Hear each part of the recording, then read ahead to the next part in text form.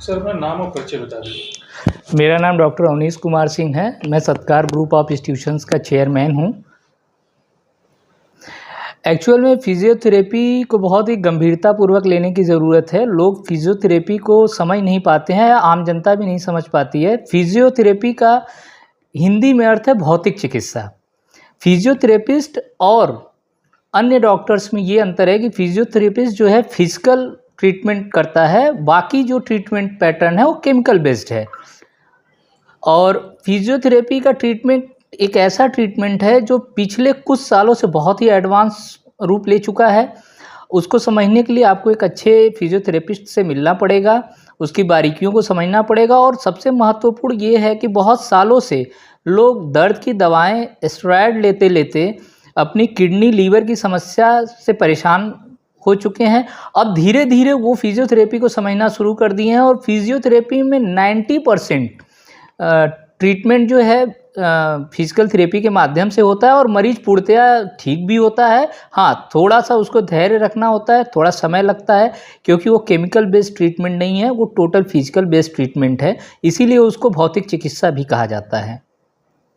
देखिए, सबसे पहले तो ये समझना ज़रूरी है कि डिफरेंस बिटवीन योग एंड फिजियोथेरेपी, दोनों के बीच में बहुत डिफरेंसेस हैं जिसको लोग समझ नहीं पाते हैं। योग एक ऐसी प्रक्रिया है जिसको अगर हम लगातार नियमित रूप से अपनी दिनचर्या में शामिल करते हैं तो हम बहुत सारी बीमारियों से बच सकते हैं। परंतु अगर हमको कोई arthritis, cervical spondylitis, paralysis type की अगर बीमारी हो जाती है तो उसमें हम केवल योग से ठीक नहीं हो सकते हैं, क्योंकि ये फिजिकल ट्रीटमेंट का पार्ट हो जाता है। और फिजिकल ट्रीटमेंट के पार्ट में फिजियोथेरेपी का रोल होता है, जिसमें हम इलेक्ट्रोथेरेपी, एक्सरसाइज थेरेपी और विशेषकर जिस भी बीमारी का ट्रीटमेंट करना है उससे रिलेटेड क्या हमको इक्विपमेंट देने हैं, क्या जो इलेक्ट्रोथेरेपी क्या सेलेक्ट करनी है, क्या एक्सरसाइज सेलेक्ट करनी है, वो बहुत ही ब्रॉड रूप में है। वहाँ पे योग से हम मरीज को ठीक नहीं कर सकते हैं। तो आम जनता को ये जानना बहुत ज़रूरी है कि योग से हम अपने आप को फिट रख सकते हैं, बट अगर हम बीमार हो जाते हैं या किसी भी joints pain, neuro related, cardiac related problem या चाइल्ड डेवलपमेंट की प्रॉब्लम को फेस कर रहे हैं तो हम बिना फिजियोथेरेपिस्ट के ठीक नहीं हो सकते हैं।